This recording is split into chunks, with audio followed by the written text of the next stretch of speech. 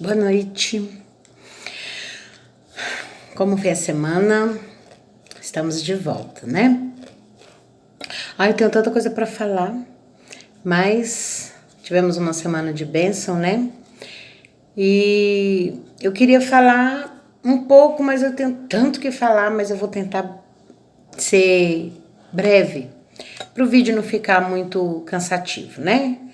Para não virar uma pregação de culto.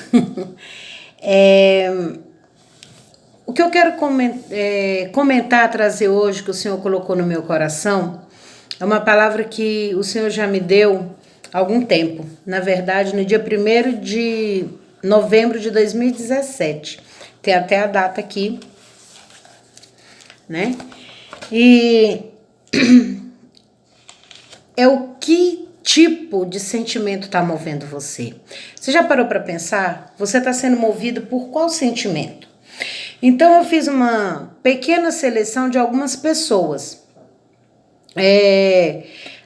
alguns personagens, né? Lógico, da Bíblia Sagrada. E no livro de 2 Reis, eu não vou estar lendo, tá? Mas eu vou dizer onde tá, quem quiser depois conferir, porque para não se estender muito.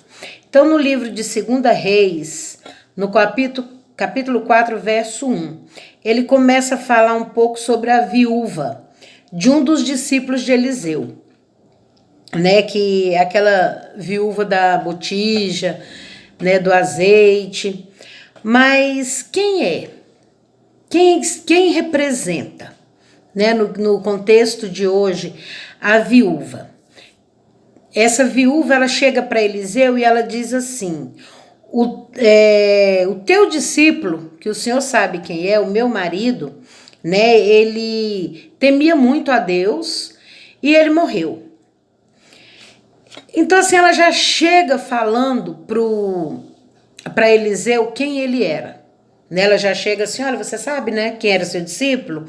Sabe quem era aquele homem que temia a Deus? Ele é meu marido. E ele já morreu.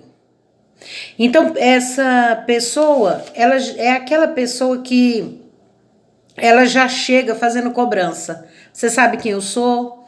Você sabe o que eu faço dentro da igreja? Você sabe o tanto que eu sirvo? Né? A primeira coisa dessas pessoas: olha, sabe que eu sou do grupo do louvor? Você sabe que eu sou o discípulo de fulano? Eu sou aquele que sempre está trabalhando na igreja ou no encontro, eu não sei, mas ele sempre vai lembrar, ou para o pastor, ou ele vai estar lembrando para alguém da família, ele vai estar jogando na cara quem ele é, né? Essa é uma das características dessa viúva do discípulo que eu coloquei, né? E outra coisa, pior do que isso, é que muitas vezes nós fazemos exatamente isso com Deus. Senhor, o Senhor sabe quem eu sou. Olha aqui para minha casa. Você não sabe quem eu sou? Eu sou aquela que... Olha como é que tá aqui minhas finanças. Olha, Deus, eu não tô tendo hoje o que comer. Mas o Senhor não me conhece? O Senhor não sabe que eu sou fiel no meu dízimo? Eu sou fiel nas minhas primícias? Eu sou fiel nos meus pactos? Eu sou fiel? E ela vai mostrando. Deus sabe quem você é. Você não precisa dizer para ele, não, ele sabe, ele não tem nenhum problema de amnésia. O Senhor, ele não tem isso. Então, ele sabe quem você não precisa estar relembrando ou lembrando Deus quem você é. Outra característica da viúva do discípulo, ela é uma pessoa que ela não dá valor ao que ela tem. Porque ela chega para ele e fala assim: não tenho nada, senão uma botija de azeite. Então, a primeira coisa, ela acha que o que ela tem não é nada, né? Então, é aquela pessoa que, por mais, às vezes até tem pouco, mas o pouco que tem para ela não tem valor. Ela parece que esqueceu, porque se ela era esposa de um discípulo de Eliseu, eu acredito que essa mulher sabia o que era vida com Deus. Talvez ela já tinha ouvido o marido dela orar muitas vezes, ver milagres. Eliseu era um homem de milagres. Então ela também tinha que ter aprendido alguma coisa. Ela é aquela pessoa que não se dá o trabalho nem de aprender. com alguém de dentro da casa dela. Tá vendo alguém dentro da casa fazendo, procurando ir pelo caminho certo, mas ela não se dá nem o trabalho de aprender nada. Porque ela não sabia o que era milagre, ela não sabia o que era nada. Ela simplesmente chega e diz, eu não tenho nada, eu só tenho um azeite, mas o meu marido era servo, o meu marido era fiel. Sabe, aquele homem que temia Deus. Né? E tão interessante esse tipo de pessoa, que durante toda a Bíblia só se fala dessa mulher em 7 versículos. São 7 versículos que fala dessa mulher. É um tipo de pessoa que não vale muito a pena se falar dela. Depois nós temos uma segunda pessoa que nós podemos aprender com ela. É a Sunamita, que está em 2 Reis 4, a partir do verso 8. Quem conhece a história, o profeta sempre passava ali. E aquela mulher, ela sabia que ele era um servo de Deus. Ela era rica, porém, ela também tinha frustrações. Mas na frente nós podemos ver que ela era uma senhora, o marido já era velho e eles não tinham filho. Porém, ela tinha posse, o que de nada iria adiantar. Porque naquela época, na lei judaica, a herança não ficava para a mulher se ela não tinha filho, ficava para o parente mais próximo. Porém, ela tinha aquele dinheirão, ela era uma mulher próspera. Porém, ela sabia, se o meu marido falecer antes de mim, eu vou depender dos outros. Eu vou ser como uma viúva que depende dos outros. Porque ela não ia administrar. Mulher não era administradora. Né? E ela tinha. Mas isso não fazia dela como aquela viúva carrancuda, mal-humorada, ignorante. Não. Ela não era assim. E quando nós somos assim, como a Sunamita, as bênçãos do Senhor, elas vêm até nós. A gente não precisa estar correndo atrás dela, desesperado atrás dela. As bênçãos do Senhor, né, como diz o meu pastor, elas correm atrás da gente, né? Então, quando Eliseu perguntou para ela, o que eu posso fazer por você? Nada, eu tô bem, eu tô no meio do meu povo. Era a oportunidade dela. Tá aí, esse homem é um homem de Deus, eu fiz uma casa para ele, um quartinho lá em cima, é a hora de eu colher o que eu plantei. Afinal de contas, eu plantei, eu necessito colher. Né? Nós temos essa ilusão de que eu planto, eu colho, e às vezes a ilusão que você planta naquela pessoa, você vai colher exatamente com ela, o que não é verdade. Às vezes você planta numa vida, você faz por alguém, você vai receber de outra pessoa. Você não vai receber da mesma pessoa, né? E quem conhece a história, porque nós não temos muito tempo, mesmo assim, ela dizendo que não precisava de nada, que estava bem, que estava no meio do povo dela. O servo de Eliseu falou, ela não tem filho não. E Eliseu dá uma palavra, ela recebe aquela palavra, ela tem um menino, né? A história é linda, se você puder depois vai lá e lê a história dessa mulher, uma história maravilhosa. E ela chega, num certo dia o filho deve ter sido uma AVC, ele deu uma grande dor de cabeça, minha mãe faleceu assim, e ele vem a morrer. E aí é interessante porque ela pega o menino, ela leva lá para o quartinho de Eliseu e vaza. Ela vai atrás, né? E ela esconde. É tão interessante, eu estava pesquisando, quando eu estava fazendo essa pregação, porque ela é bem maior, e Deus me falou tantas coisas, né? Por que ela escondeu? Né? Eu fui estudar, por que ela escondeu o menino? Porque quando uma pessoa morria, em seguida vinha o ritual das lamentações. Então, quando vinha esse ritual, todo mundo já começava a prantear pelo morto e fazia aquela coisa. Tinha aqueles que até pagavam pessoas para estar chorando, né, no enterro. E aí ela fala na cabeça dela, falando, vai começar ritual de lamentação aqui não? Eu vou atrás da solução do meu problema. Só que muitas vezes esse é o problema. A gente, antes de recorrer ao Senhor, antes da gente buscar Deus, a gente começa com o ritual das lamentações. Não tá dando certo. Eu tô orando. E Quantas vezes nós falamos, aparece um problema, você já desabafa pro primeiro amigo, que aparece aquele bom amigo. É uma pessoa boa, digna de confiança, é uma bênção, mas ele não tem que ser o primeiro. Ele pode ser até o segundo, mas o primeiro não.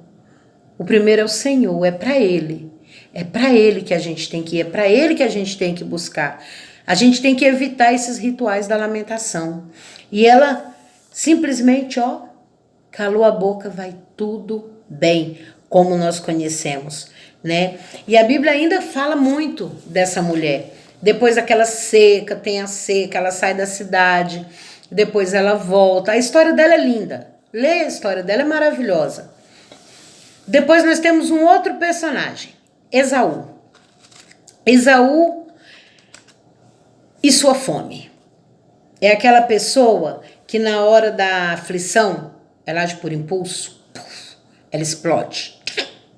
Eu tenho que me segurar, porque senão na hora da aflição eu vou fazer isso. Porque ele diz assim, me dá aí um pouquinho aí dessa sopinha aí, porque senão eu vou morrer.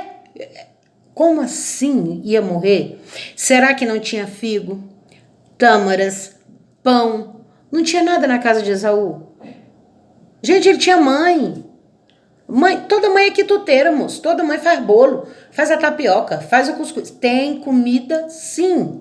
Mas ele é levado pelo prazer momentâneo. Ele quer aquilo. Eu quero seu guisado aí, ô Jacó. É seu guisado que eu tô querendo. Então, esse tipo de pessoa, será que a gente está nesse tipo de pessoa? Está incluído nesse grupo de Esaú, que o que eu quero agora, eu quero comer agora, porque senão eu vou morrer. Você não vai morrer. Sabe quando alguém chega para você e te humilha, te espizinha e você tem que colocar para fora, porque senão eu morro. Eu já passei por isso. Eu sei do que eu estou falando, não estou falando da vida do meu vizinho. Eu aprendi com o meu erro. Se eu não falar, eu vou morrer. A gente não morre não, porque nós temos um Deus que é a nossa justiça. Se você se calou hoje para aquela pessoa, aquela mulher que foi lá te humilhar, para aquele chefe que te humilhou, para aquele marido que te humilhou, que falou coisas duras com você, alguém da tua casa, seja quem foi, não precisa explodir, não precisa ser levado por isso, por essa loucura toda. Eu tenho que fazer, eu tenho que comer agora, senão eu vou morrer. É a inveja do momento, é o sexo agora. Eu preciso fazer, porque senão eu vou morrer. A gente vai casar mesmo? O que que tem? Prazer momentâneo, vamos lá, a gente vai casar, a gente já colocou aliança, a gente já tá noivo. O que que tem? Tem muita coisa, tem muita coisa. Por causa disso, se criou um problema tão grande, virou... O que que aconteceu? Mãe contra filho, filho contra pai, até hoje... Até hoje a gente vê ainda por causa daquela questão de Esaú e Jacó. Até hoje. Então, mãe mentiu para o pai, filho enganou o pai, filho roubou a bênção por causa de um prazer momentâneo, de um guisado. Por causa de um guisado. Né? Então, será que eu tô assim? Será que eu sou como Esaú? Outro personagem que eu coloquei foi Pedro, o grande Pedro, um homem tremendo, um dos homens mais chegados. A gente vê onde Jesus está, onde está Pedro, Tiago e João. Pedro, Tiago e João no barquinho. Pedro, Tiago e João. Sempre eles estão lá. Né? Então, ele era um homem emocional. Muito emocional. Né? Então... ele fez aquilo, primeiro ele disse, Senhor, eu vou morrer por ti. Eu acredito que quando ele falou aquilo, ele não estava sendo falso, mas era emocional. Tô feliz, tô triste, o mundo acabou. Sabe, uma pessoa que não tem temperança, não tem domínio próprio, não tem nada. E era um homem maravilhoso, cheio de Deus, mas mesmo assim ele tinha essa debilidade, ele tinha esse sentimento. Tanto que ele chega, fala para o Senhor, de repente ele nega a Cristo. Depois que ele nega a Cristo, um dia ele passa a noite no mar e Jesus aparece depois de ressuscitado e ele tá lá e bum, bum, bum, bum. Ele pula na água. A palavra de Deus diz que ele não estava nem vestido. Ele pulou. Ele até esqueceu que tinha traído a Cristo. Ele pulou e foi. Né? Que foi quando Cristo perguntou para ele: Pedro, tu me amas? Pedro é admirável. Geralmente quando a gente comete um erro, que a gente faz uma coisa errada, que a gente dá uma fora com alguém, com Deus principalmente, a primeira coisa que a gente faz, a gente se esconde. Pedro não se escondeu. Ele viu Jesus, ele pulou, ele nem lembrou. Então não fuja. A gente não pode fugir. Sabe, se a gente errou, a gente vai errar sempre. A gente vai desapontar o Senhor em algum momento da nossa vida. Corre para Ele, faz igual Pedro, ó, pula na água, Senhor, eu tô voltando. Mesmo que seja triste, deve ter sido difícil aquele confronto. 3 vezes o Senhor perguntando para ele: você me ama? Você me ama? Você me ama? Exatamente os números de vezes que ele havia negado a Cristo. Então, a gente faz isso. A gente nega Cristo todo dia. Quando faz alguma coisa ou quando deixa de fazer. Porque a gente não nega só quando a gente faz alguma coisa, mas quando deixa de fazer, quando deixa de ir, de fazer discípulo, de ensinar, de se preocupar com as pessoas. Então, Paulo, em Romanos 8:1, ele fala que a gente tem que adorar a Deus, que a gente tem que servir ao Senhor como sacrifício vivo, porém com um culto racional. Não é pela emoção. A gente não pode servir ao Senhor pela emoção. Lógico que você vai se emocionar, mas é essa emoção de, a palavra foi maravilhosa, hoje eu vou ofertar tudo que eu tenho na minha carteira. A palavra de oferta foi top. A outra palavra, no outro domingo, não foi, você tá com a carteira cheia, você não dá nada. Vai não dar R$10 mesmo. Isso é emocional, você não é constante. O emocional não é constante. O emocional é assim. Então, eu teria muito mais para falar, mas nós já estamos com 17 minutos e eu continuo falando para vocês. Eu tenho o meu Instagram, tá lá, Lucy_Medeiros. Eu não tenho mensagem lá, mas se você quiser me seguir, eu tô lá. E no privado, me passa uma mensagem, tá precisando de oração, de conversar, você aqui do entorno de Brasília. Tô aqui para isso, exatamente, para fazer o que o Senhor nos pede, né?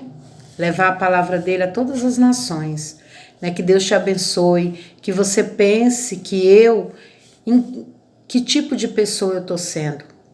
Aquela que vai ao Senhor, joga na cara dele quem eu sou, que é ingrato, não dá valor ao que eu tenho. Eu sou como a sunamita, eu tenho sido como aquela mulher, eu tenho tido aquela sabedoria, eu tenho sido aquele homem, né, segundo o coração de Deus. Será que eu sou como Esaú? Ou será que eu sou emocional, o Pedro emocional, que eu faço as coisas por emoção? Quem eu sou, como eu estou? Né? A palavra de Deus diz: examine-se a você mesmo. É melhor quando a gente se examina do que quando o outro nos corrige. É mais fácil quando é você e o Senhor. Que o Senhor te abençoe, que você tenha uma boa semana e leia o texto da sunamita para que você possa aprender com essa mulher exatamente como devemos ser. Amém?